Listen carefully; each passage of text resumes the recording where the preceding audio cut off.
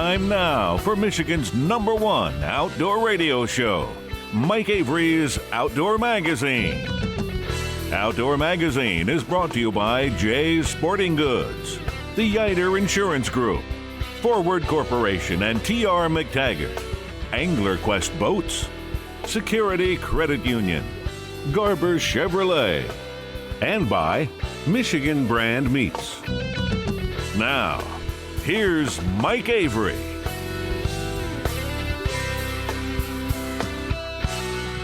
Well, thank you, Ken Hunter, for that introduction, and welcome to another edition of the Outdoor Magazine show right here on the Outdoor Magazine Radio Network, AM and FM stations across the great state of Michigan, talking about promoting, encouraging, defending the outdoors here in the great state of Michigan and occasionally beyond. And glad to have you along with us. How is your week? How was your week since we last talked? How was your week? How are you doing? Have you had a chance to get outdoors? Have you had a chance to get out and have some fun? Have you had a chance to get out and take advantage of this wonderful, beautiful fall season? I mean, there's so many things going on right now, right? Deer season, of course, going on and getting ready to ramp up here with the rut just around the corner. Halloween next weekend, a full moon. What does Halloween mean? To a lot of people, Halloween means kids in costumes asking for candy. Deer hunters, Halloween means the unofficial kickoff of the rut. So deer season going on strong now. Waterfowl season, pheasant season, small game season, predator hunting, some great fall fishing. It's just a great time of year. The colors, the leaves, depending on where you live in the state, they're still hanging around, but it looks different than it did a week ago, doesn't it?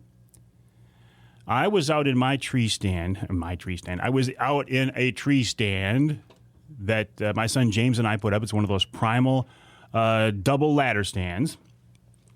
I was out there a week ago, and I felt like I was in the middle of a movie. I mean, the colors were so vibrant and so beautiful and so breathtaking, and I spent the whole time just looking at the scenery instead of looking for deer. And I was back there 5 days later. A couple of days ago I was out there, and it was like a different world. Completely different scenery. There was still some color, but for the most part, the leaves had dropped. And isn't it interesting when you get into an area where the leaves have dropped and you look around and see what your visibility is? It's like a whole different world. You can see deer. And the last time I was out there, it was so quiet. So quiet. You could hear deer walking if I had any around me. I had a lot of squirrels around me, no deer. But I am enjoying reconnecting with the deer hunting experience here in Michigan. It was something. It was one of the goals that I had to try to, if not get my passion back, at least reconnect and get my interest back. And I think I've been successful with that. I'll credit a couple of things with that. Number one, picking up the recurve. Not that I have anything against gun hunting, not that I have anything against hunting with a compound or a crossbow, but the recurve is helping me to put a different spin on things. Have to be up close and personal. And if I don't get a deer, that's okay. I'm not really out there buck hunting. Not really interested in shooting a 1.5-year-old buck. But if you are, God bless you. And I mean that sincerely. The only reason I'm not interested in shooting a 1.5-year-old buck is that I've shot a fair number of them over the years. At this point, I want to shoot a big old mature doe. I used the term last week, a big old mature swamp donkey. Because think about this. A big old doe with a big long nose, doesn't she look like a donkey? Now, I didn't come up with that term. I do think it's descriptive. But my friend R.J. Meyer, remember R.J.? Trophy Room Taxidermy Studio, who moved down south. He abandoned us and he moved south. He was listening to WSGW online, and he heard me use the term swamp donkey, and he said he almost spit out his coffee. So, RJ, thank you for continuing to stay in touch with us here in Michigan. But hunt your hunt, whether it's with a crossbow, whether it's with one of these high-dollar, very fast, long-shooting ravens or something like that, or a compound, or a recurve, or a longbow. I don't care what it is, as long as it's legal and you are comfortable with it and you are proficient with it, have at it. Enjoy your hunt. I'll be honest with you, I'm going to make some people mad here, but this is one of the reasons why I have such a problem with groups like Pope and Young. Now, Pope and Young has done an awful lot for archery and for hunting and for conservation. I don't want to diminish that at all. They're a phenomenal group, a great group. But when they look down on things like crossbows, when they look down on things like cellular trail cameras, I have a hard time with it. I guess as long as you're not judging somebody else.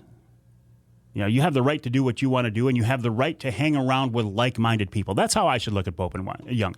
You have the right to associate with like-minded people. All right, I will restructure my frame of reference. Because Pope and Young is not a group that will shame other hunters. They just don't welcome everybody in. When we get to the shaming, I think that's where we cross the line. You shouldn't shoot that doe. You shouldn't shoot that buck. Well, why?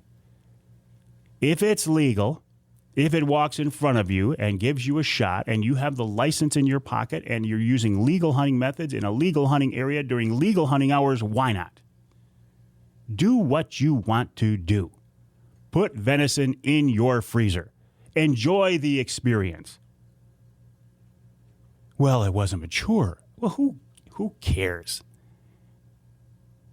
If you want to hold out for a mature buck, go ahead.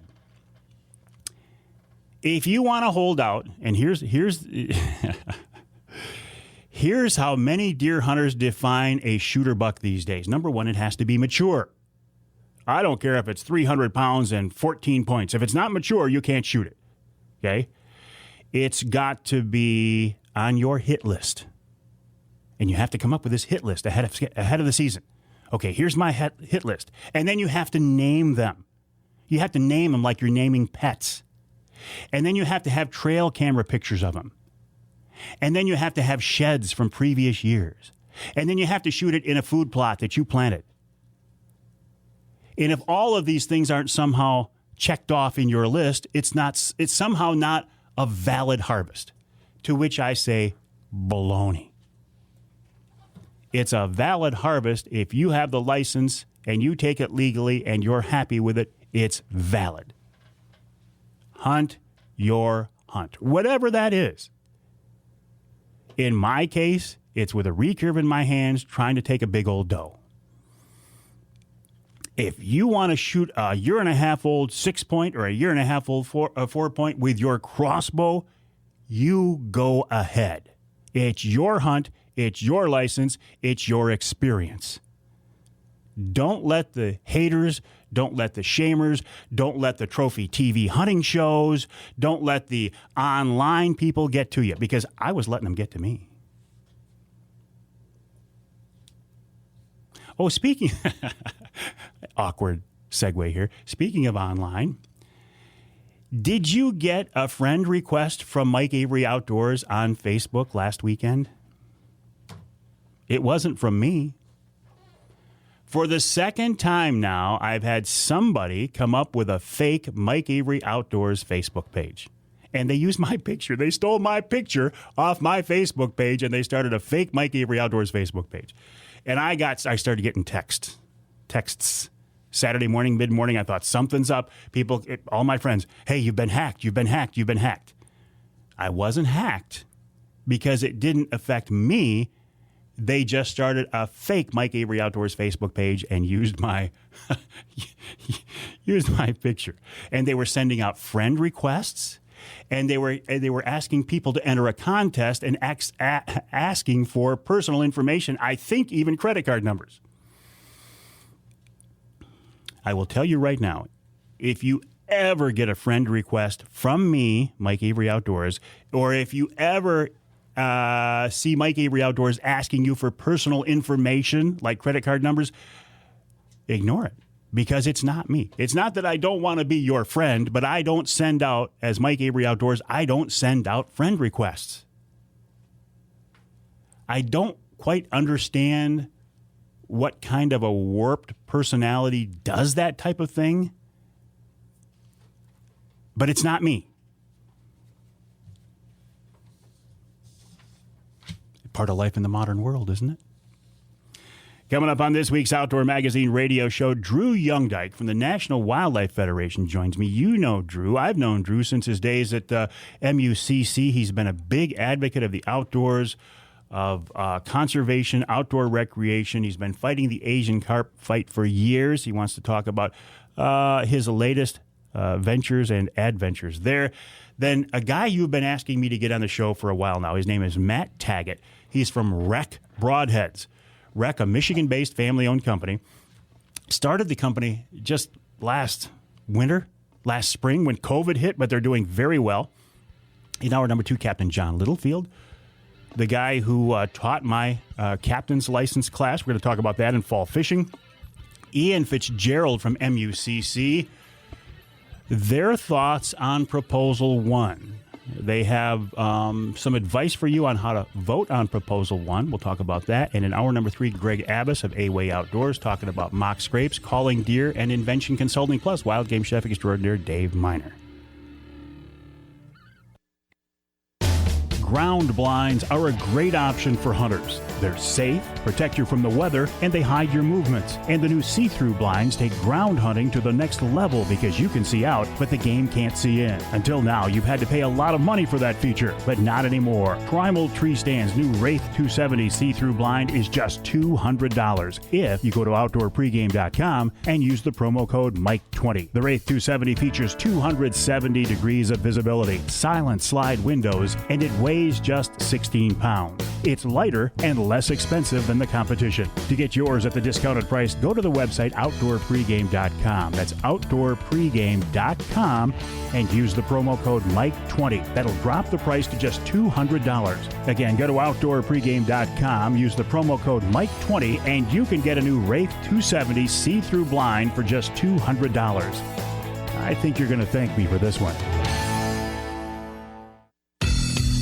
Food plots are a big deal these days, and nobody knows food plots better than the folks at Michigan-based Killer Food Plots. Company owner Nick Percy has worked hard to develop premier whitetail habitat for almost 3 decades. That experience, combined with expertise in building healthy soil and choosing the right seed, will produce the results you're looking for. KFP's natural-based Groganics Fusion Fertilizer and Retain Moisture and nutrient-absorbing pellets can give you the edge in creating food plots to attract and keep deer on your property. Check out their website, killerfoodplots.com. That's killerfoodplots.com. Killer Food Plots can help you get your soil where it needs to be to produce lots of healthy, great-tasting food for wildlife and cover crops to screen your plots and even direct the deer where you want them. This year, take your food plots to the next level with Killer Food Plots. killerfoodplots.com. It's a complicated world we live in. Right about now, I'll bet your head is spinning like a tornado with news and opinions and conflicting do this and don't do that recommendations. Some days, you just want to throw up your hands, go to the woods, and stay there. And you know, that's not a bad idea. Jay's Sporting Goods encourages you to get back to your roots. Do some simple, traditional things for a while. In Michigan's great outdoors, space is one thing we have plenty of. So put as much social distance as you like between you and everyone else, including all your social media pals who somehow just recently became experts on every topic. And one more thing. Before you head out, head into Jay's Sporting Goods. Because even though there are shortages of a lot of things these days, Jay's has just what you need to make the most of your escape to our beautiful wide open spaces. It's the gateway to social distancing the way God intended. Jay's Sporting Goods, Claire and Gaylord.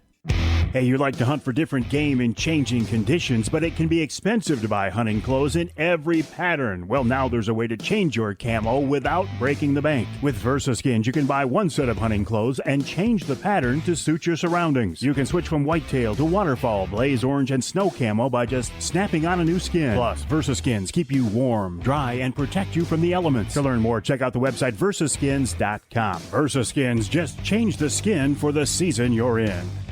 When you buy a Michigan hunting or fishing license, you're helping to fund conservation efforts across the state.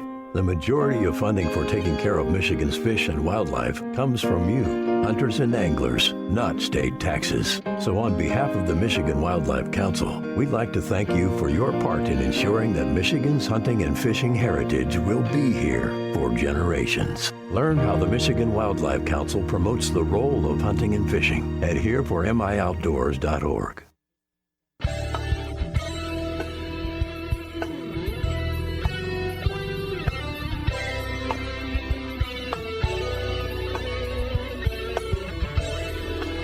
You can hear the Outdoor Magazine show in Traverse City on WTCM. That's 580 AM.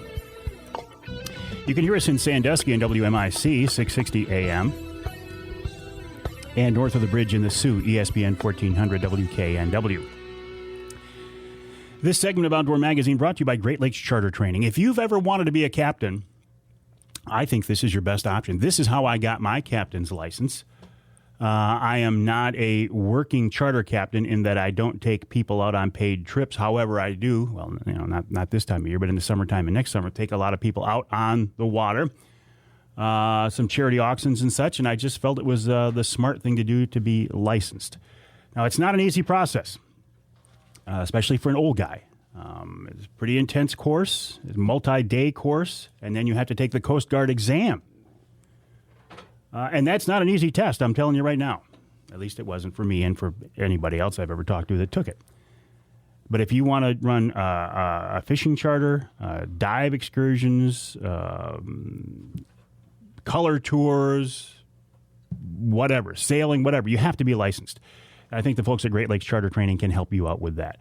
Check them out online at glctraining.com. That's glctraining.com. Coming up in hour number 2, Captain John Littlefield of Great Lakes Charter Training will be along with us to talk a little bit about that and also fall fishing in general. Fall is some of the best time of the year to be on the water, that's for sure.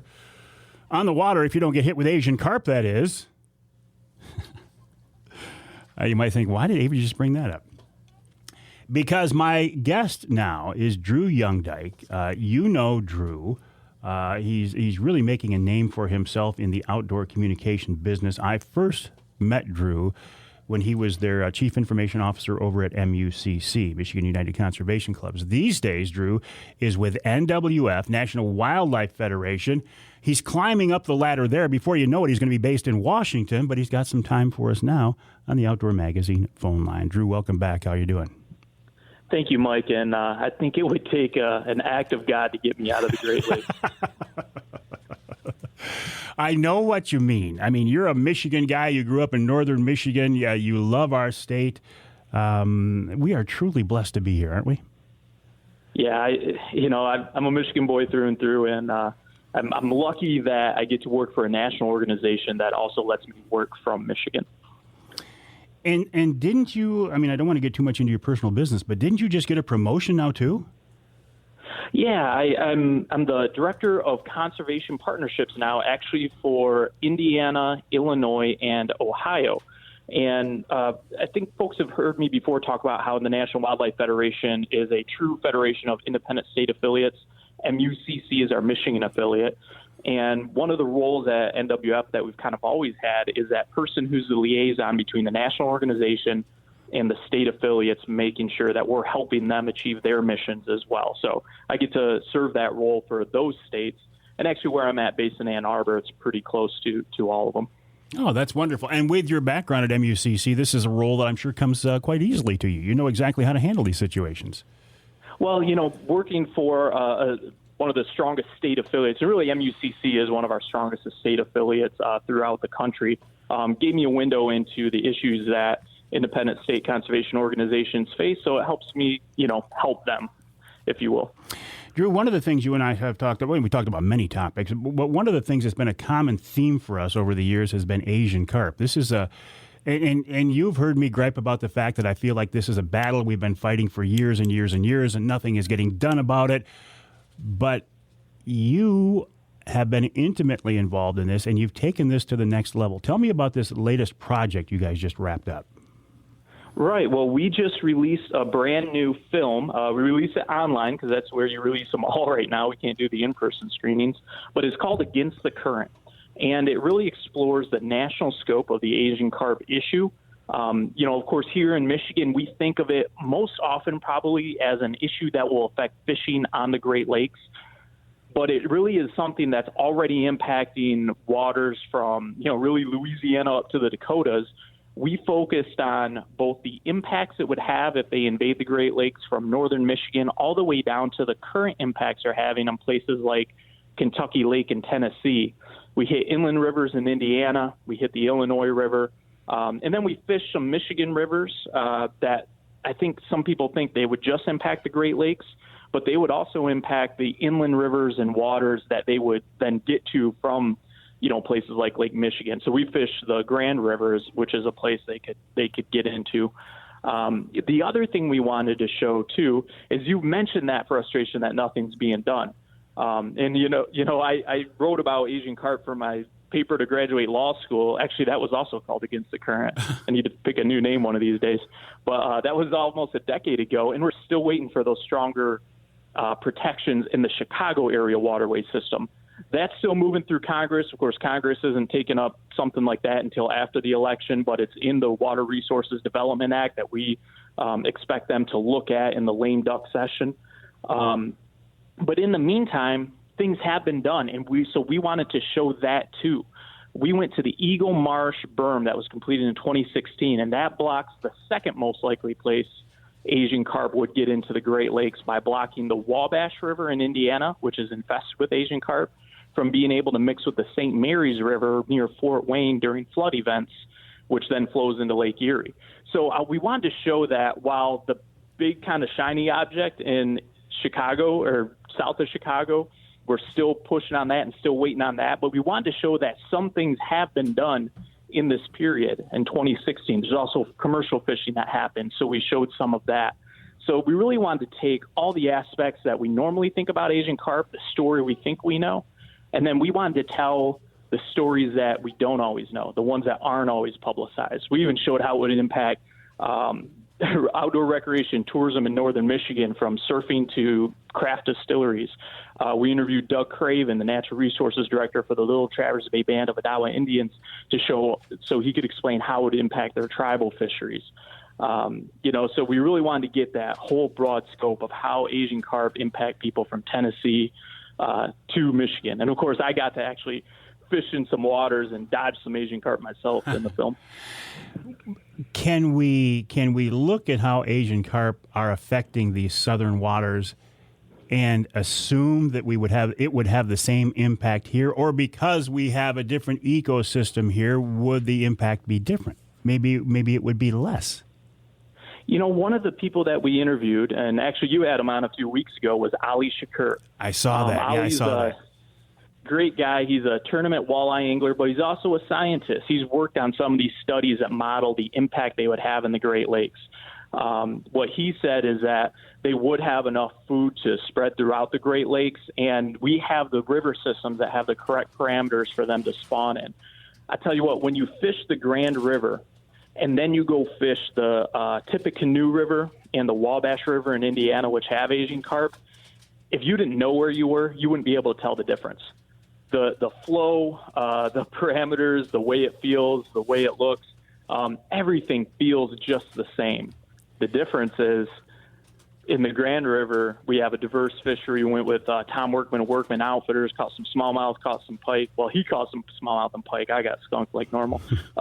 But when we got down to Indiana, it just seems like there were fewer of the fish you want to catch and a whole lot more of the ones you don't want jumping all over the place. So you actually saw that. I mean, you were on the water and you saw this firsthand. You had a chance to really experience this. Oh, yeah. One jumped in the boat, just about took my legs out, probably about a 30-pound silver carp. I had to jump out of the way. They were popping up like popcorn. And actually, Jordan Brown of Michigan Outdoors TV is who we hired to film this movie. So he was in the boat with us. He experienced it, too. We also experienced that down on Camden Bottoms near Kentucky Lake. And what it makes me realize is, why do we go out fishing? We go out fishing to relax, to have fun, just to let our cares go away. When you have those carp jumping up, and even if they're not jumping like you see in the electroshocking, almost like popcorn videos, when they're just jumping randomly from any angle and you don't know when they're going to come or where they're going to come from, it doesn't allow you to just relax and fish. And it kind of takes that enjoyment away from fishing. And it kind of going through that made me realize that really that's the impact. It takes the joy out of fishing. You have done a great job of continuing to keep this issue and in people's minds and continue to push it. But Drew, there's only so much you can do. If the politicians decide that they're just not interested in this, we're going to be in trouble.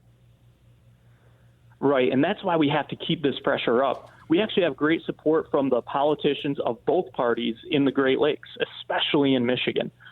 So we have to keep them engaged on this issue. If they support it, we have to keep reminding them that this is still important to us as this moves through. They've been really good, actually, about approving the funding for things like the Great Lakes Restoration Initiative, and there's usually anywhere from $20 to $25 million out of that pot that goes specifically to fight Asian carp throughout the upper Mississippi and Great Lakes region, from monitoring and finding new technologies and that kind of thing. So we have to keep that going so that we can keep that fight moving. With this Brandon Road project, it's really stuck in Illinois right now, and that's why we have Illinois voices in this film, and we're pushing there too, because we're at a stage where it's been approved by the Corps. The funding has been approved by Congress. The approval will get probably approved by Congress either in the lame duck or if it has to carry over, depending on what kind of things Congress does, early next year. Where it's stuck is the pre-construction engineering and design has to be approved by the state of Illinois. They haven't signed that agreement yet. They need to do that. They're on the hook for about $10 million, but Michigan just recently reapproved $8 million of that $10 million. So we're actually giving them 80% of what they need for that. So we just need them to go forward and sign that agreement. Even with COVID going on and the budget tightening down at the state level, that money is still available? Right. Remember, back in the spring, it was actually pulled out because of the fear of what COVID would do to the budget. When they redid the budget projections this summer, it wasn't as bad as they thought. We had more. And so this was one of those priorities that had previously been cut, but it was still there. They just had to reappropriate it. And both parties, governor, the legislature, again, a bipartisan agreement on this. Senator John Bumstead, actually helped usher this through as well. And so Michigan reappropriated and approved that $8 million to go to Illinois to fight Asian carp. Whether it's at the federal or the state level, this seems to be one of the few issues in the Great Lakes and especially Michigan that can bring the parties together. And it really doesn't matter which party you're at. Everybody wants to stop Asian carp. We're talking with Drew YoungeDyke of the National Wildlife Federation, NWF.org. You can also find him on Instagram. What, Drew? Michigan Outside? Yeah, Michigan Outside is my personal account. You can also follow National Wildlife Federation Great Lakes at NWF Great Lakes. All right, we got to take a break here in the Outdoor Magazine show. When we come back, more with Drew YoungeDyke. We'll shoot the breeze about a few other topics, and we'll wrap up the hour with Matt Tagget of Rec Broadheads. That's right here on Outdoor Magazine.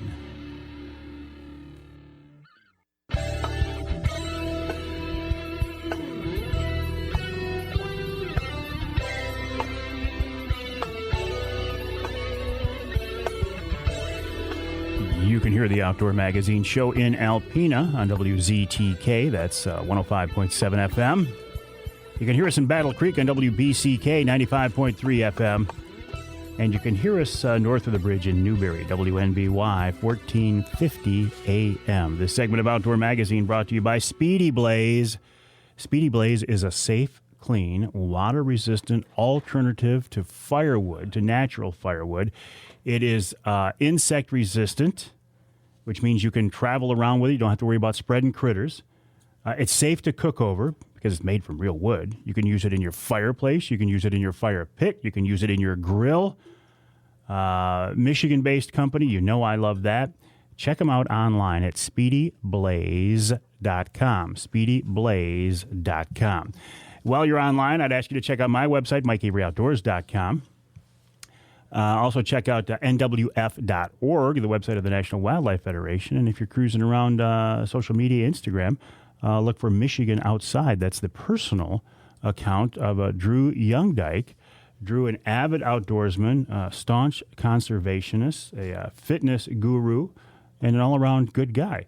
And Drew, it's always a pleasure to talk with you, my friend. I appreciate that, Mike. It's always fun to talk with you, too. Have you had a chance, with all this other stuff going on and work and the new job and the video, have you had a chance to get out and do any hunting, any fishing, other than on camera there at all?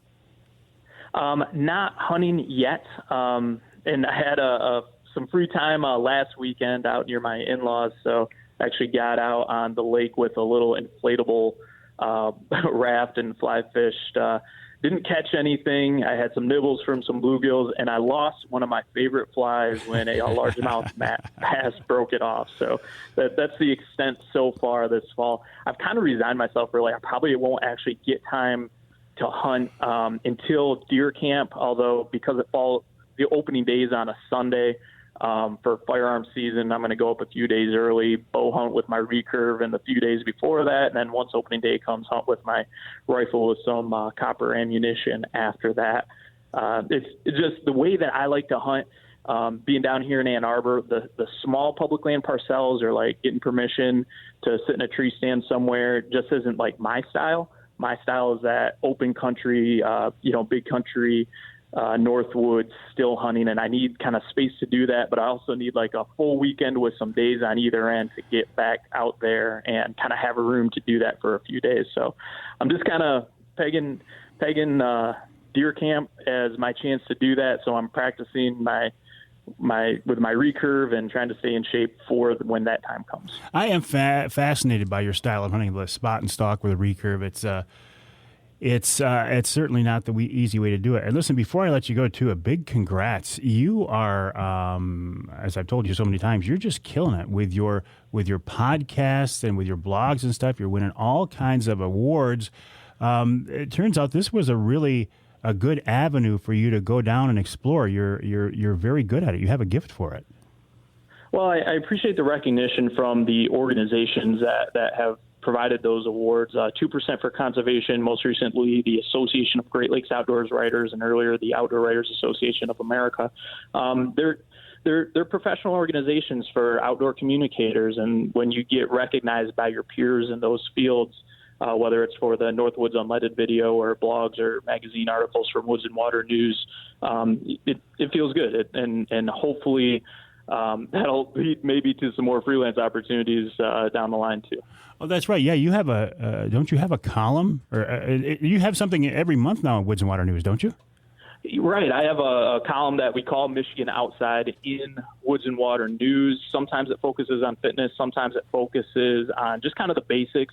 Because we have a lot of people coming back out to the outdoors or are new to the outdoors, I'm trying to focus on the basics of different outdoor activities for the new folks coming in that maybe aren't to the level of expert for some other articles, but if I can provide that base level of information to get them started, like what is still hunting, then maybe some of those new folks coming to the outdoors will follow those paths. I have to follow up on this. You say new folks coming into the outdoors. Is this a result of COVID? Because I feel like I've seen this. I feel like people are trying to get back to the roots and get back to the basics and head outdoors. Is that what you're talking about, Drew? Yeah, we're seeing a huge increase, and my column had focused on fitness for the outdoors, but because of this shift, I've started to shift my column a little bit to serve that new market. We're seeing increases in hunting licenses, fishing licenses, people just getting out on trails and camping. And with new people to the outdoors, they need to know what to do if they don't already. So I'm trying to provide some of that through my outdoor communication. So there is some good to come from all this other junk. There is. And the trick is we have to make sure the outdoors is welcoming for everybody so they keep coming back out. Well, that's a whole other topic you bring up there right at the last minute when we don't have time to explore it, but I know exactly what you're talking about, Drew. Thank you, Mike. All right, Drew, always a pleasure. Drew YoungeDyke, NWF.org, NWF.org, and look for him at Michigan Outside as well. Always appreciate your time, Drew. Thank you very much. As I say, I met Drew first when he was at MUCC, and we worked very closely on, what was it? Drew, you still there? Fish and Wildlife Conservation Act. That's right. Yeah, that's right. Yeah. All right, Drew. I appreciate it again. Always good to talk to you, and we'll let you move on with your day because I know Drew always has very busy days, as are these days that I'm in the studio. One day a week, I'm here to record this Outdoor Magazine radio show. I also record. Today we're recording the Angler Quest podcast. A different style of podcast from what Drew does. I do mine here in the radio studio setting, which is kind of in the minority these days. And in fact, I'll talk more about that coming up in hour number 2 for this week's Ask Avery segment. But we'll take a break.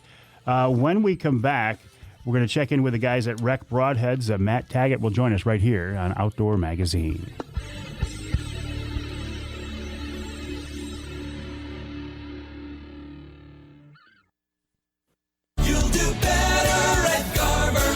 At Garber Chevrolet in Midland, Saginaw, Linwood, Caro, and now Chesaning. We're better for a reason. Like Garber's low price guarantee. Get incredible everyday low prices on a new Chevy Equinox, Silverado, Traverse, or Trax. Think you found a better deal somewhere else? Bring it to us, and we will beat it. Getting more options and choices is always better. And Garber's combined inventory is the Great Lakes Bay region's largest selection of new Chevrolets. Browse online at GarberChevrolet.com. Then use our Buy From Home feature to purchase entirely online. And Garber Chevrolet's customer service is in a class of its own. We always put your needs first. Better prices, better selection. There's a reason why you'll do better at Garber Chevrolet in Midland, Saginaw, Linwood, Caro, and now Chesaning. Home of the low price guarantee. Online at GarberChevrolet.com. Chevy, find new roads. You'll do better at Garber. Have you tried the Mike Avery Hunter Sticks from Michigan Brand Meats? They feature 2 of my favorites, elk and pepper, and I think they taste great. I've been working with the Grillo family of Michigan Brand for a few years now, and I couldn't be happier. Michigan Brand is family-owned and based right here in Michigan, and they make lots of great products. From jerky, sausage, and those Hunter Sticks to their famous Michigan Brand hams, you can't go wrong with Michigan Brand meats. Plus, Michigan Brand can process your boned-out wild game, too. Check out the website, MichiganBrand.net, for more info. That's MichiganBrand.net. You can buy the Mike Avery Hunter Sticks on that website. Plus, you can get them at Jay's Sporting Goods, all Forward convenience stores, Jack's Fruit Markets, and many other great stores, too. There's a complete list on the website. Again, that's MichiganBrand.net for the Mike Avery Hunter Sticks, the outstanding Michigan Brand hams, and lots more. MichiganBrand.net. Security Credit Union wants to thank you for helping to make them one of Michigan's fastest growing credit unions. Check out Security's Debit Rewards program, where you can earn points just by using your debit or Titanium Rewards credit card. Redeem those points for great gifts and merchandise. Or how about the Save to Win account? That's a Security Credit Union account that gives you all the benefits of a traditional savings account, plus the chance to win big. Every $25 you deposit into this share certificate earns you an entry into the monthly and quarterly drawings. The more you save, the more chances to earn. Up to 10 entries per month. You'll build up your savings, earn interest and dividends, and have a chance at multiple prizes. And remember, Security Credit Union loves to work with outdoorsmen and women, and they can help you with your next outdoor adventure. Check them out online at securitycu.org. That's securitycu.org. Federally insured by the NCUA. The folks at Yider Insurance Group know you have lots of money invested in your hunting and fishing gear, and they want you to be protected. The Yider family has been in the insurance business for more than 75 years, and they build a reputation for taking great care of their customers. As a full-service agency featuring auto owners insurance, Yider can insure your fishing and hunting gear, your boat, snowmobile, ATV, and trailer, just about everything you depend on for your outdoor adventures. Yider also specializes in protecting outdoor-related businesses, From fishing guides to shooting ranges, anything for the great outdoors. The folks at Yider can help you because they're hunters and anglers themselves, and they know what we need from an insurance company. For more info, go to their website, huntingandfishinginsurance.com. That's huntingandfishinginsurance.com. Or call them toll free at 800-975-6473. I trust the Yider Group and auto owners for all my insurance needs. Because with Yider and auto owners, you've got friends in the outdoor insurance business.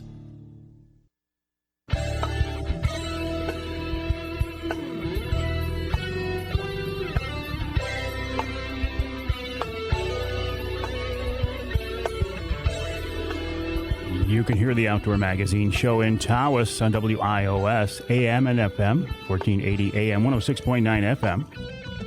You can hear us on the other side of the state, WSJM in St. Joe, 94.9 FM.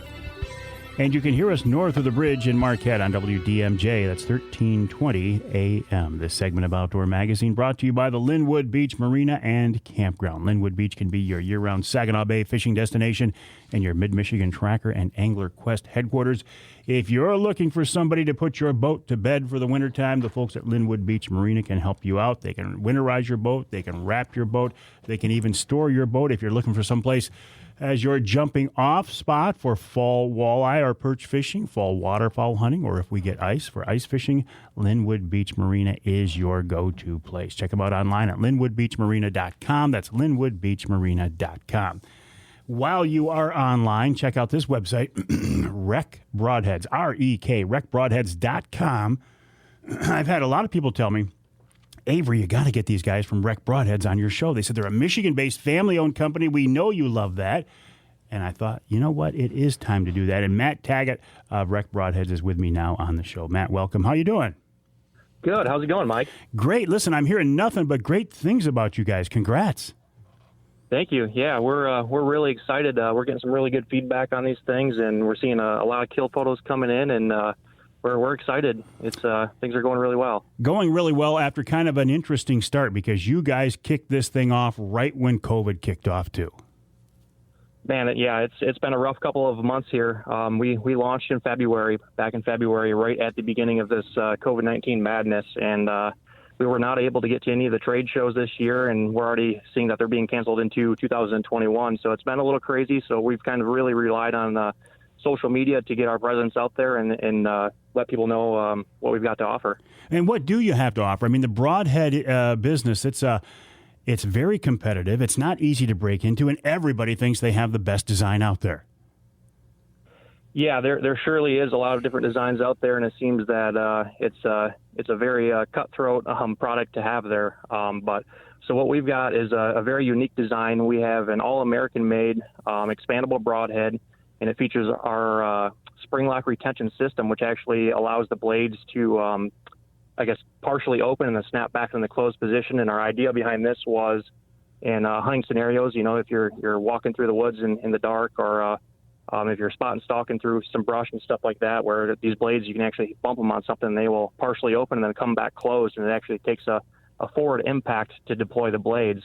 But the same broadhead can actually be turned into a fixed blade as well by simply switching out the blades. How did you guys come up with this? Are you engineers? Are you machinists? So my dad has been a machinist for over 40 years, and we have a engineering friend that's working very closely with us.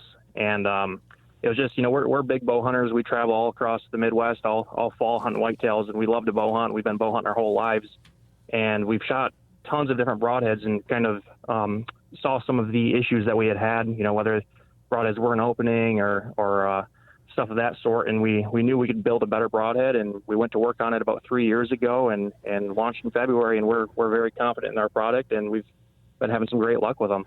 Matt, this is like every bow hunter's dream. You come up with a need, you think you can do something better, and then you come out and you do it. Good for you. Well, I appreciate that. We've been working hard and just trying to come up with a product that, personally we knew we could trust as bow hunters, and once it passed our test, we knew it was time to put it to the market and let other people start reaping the benefits of this product.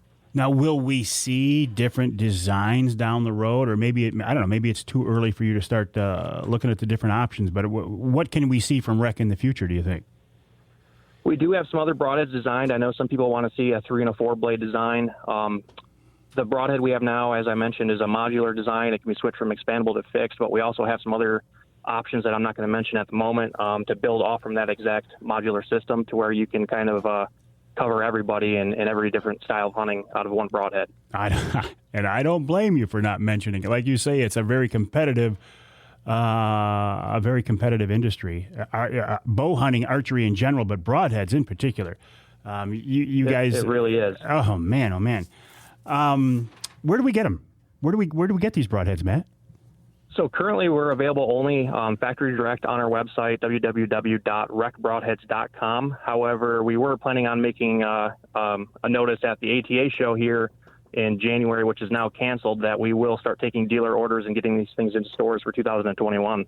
Oh, excellent. Good for you. So in the meantime, right now, Rec Broadheads, R-E-K, recbroadheads.com is the place to go.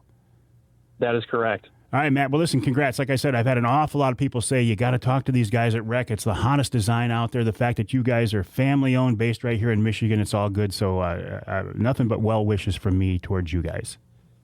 Well, we appreciate that, and thanks for having us on. All right, Matt, appreciate that. Matt Tagget of Rec Broadheads, recbroadheads.com, R-E-K, recbroadheads.com. Think about this, though. How many times as we, as hunters or anglers or whatever our passion is, right, you're intimately involved in whatever the activity is. You do it a lot. You do it over and over. You look at the gear. You look at the things that are in front of you, the tools that are in front of you, and say, man, if it could just change it a little bit or make it a little bit better. But how often do we have the opportunity or have the drive to actually take it to the next level? Well, that's what these guys at Rec did, and that's what I think makes it so impressive. They saw a need. They said, we can make this better, and then they've come out with a design that they say is indeed better. So it's like the American dream, right? RecBroadheads.com. We'll take a break here on the Outdoor Magazine Show. When we come back, Captain John Littlefield of Great Lakes Charter Training and Littlefield Sport Fishing, Ian Fitzgerald from MUCC talking about his thoughts on Proposal 1 and this week's Ask Avery segment. That's coming up in hour number 2 of this week's Outdoor Magazine.